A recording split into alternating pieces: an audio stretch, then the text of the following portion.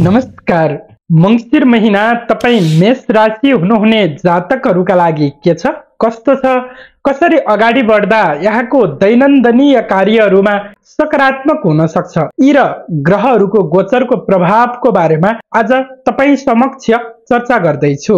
मेष राशि, तपाईलाई यो मंगिर महिनामा कुनै लगानी वा इन्भेस्टमेन्टका लागि उपयुक्त समय देखिन्छ। कुनै पार्टनरशिपमा काम गर्ने विचारमा हुनुहुन्छ वा पूर्ववत कुनै व्यवसायमा इन्भल्भ हुनुहुने जातकहरूका लागि आर्थिक फाइनान्सियल पार्ट सकारात्मक र सुदृढ पक्ष देखियो। यहाँले यस समयमा आफूमा ओभर कन्फिडेन्ट र केही इगोपनाका कारणले गर्दाखेरि परिवारसँग, साथीभाइसँग सामान्य मनमुटावको सामना गर्नुपर्ने देखियो। विद्यार्थी जनहरूका लागि उच्च शिक्षा वा इक्जाम र कम्पिटिसन जस्ता विषयहरूमा अपेक्षाजनक नतिजा वा परिणाम प्राप्तिमा केही कठिनाई भने देखिन्छ। यद्यपि निरन्तरताका हिसाबले केही प्रयासहरू गर्नुहुन्छ भने त्यो सफलतामुखी बन्न सक्ने देखियो। विशेषतः यहाँहरूको पार्टनरसँगको सम्बन्धमा सुधारोन्मुख समय देखिन्छ। यदि कुनै प्रेम सम्बन्ध, रिलेसन्स आदि कुराहरूमा हुनुहुन्छ भने तपाईमा एक प्रकारको प्रेमीयता, आत्मीयता बढेर जान सक्ने महिनाका रूपमा देखियो। विशेषतः यस महिनामा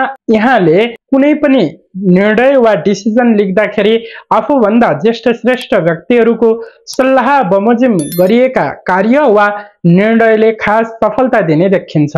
आय स्रोतको माध्यमहरू सकारात्मकप्रद देखिन्छ। यद्यपि खर्चको सोर्सेसहरू पनि उत्तिकै रहेको हुनाले खर्चका कुराहरूमा संयमित र सावधान रहनुपर्ने पक्ष देखिन्छ। यदि तपाईँ कुनै सरकारी र गभर्मेन्ट जबको प्रयास गर्दै हुनुहुन्छ, इक्जाम र कम्पिटिसन्सहरू एटेन्ड गर्दै हुनुहुन्छ भने अपेक्षाजनक नतिजा वा परिणाम प्राप्त गर्न अलिक कठिन भने देखिन्छ। विशेषतः यहाँले कुनै जग्गा जमिनको कारोबार गर्दै हुनुहुन्छ, शेयर मार्केट वा फाइनान्सियल फिल्डमा इन्भेस्ट गर्न खोज्दै हुनुहुन्छ वा कुनै नयाँ योजना कार्यान्वयन गर्ने वा कुनै व्यवसायहरू गर्ने विचारमा हुनुहुन्छ भने यो समय तपाईका लागि लाभप्रद देखिन्छ। विशेषतः यो समयमा यहाँको पारिवारिक सम्बन्ध सकारात्मकप्रद देखिन्छ। बोलीका कारणले सकारात्मक प्रभाव छोड्न सक्ने आफन्त, परिवार र नजिकका व्यक्तिहरूको राम्रो सपोर्ट पाउने महिनाका रूपमा देखियो।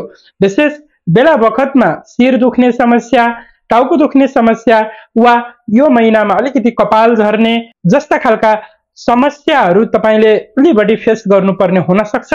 यसमा ध्यान दिनुहोला। अलिकति शत्रु बाधाको अनुभूति बढी भए तापनि शत्रु परास्त गर्न सक्ने यो महिनामा देखिने हुँदा तपाईँ कम्पिटिसन्स र इक्जामहरू एटेन्ड गर्दै हुनुहुन्छ भने सम्भवतः तपाईले शुक्रबार पारेर गरेको कार्यले विशेष लाभ दिने देखिन्छ। सेतो कलरको अतीव बढी प्रयोग गर्नु लाभप्रद हो।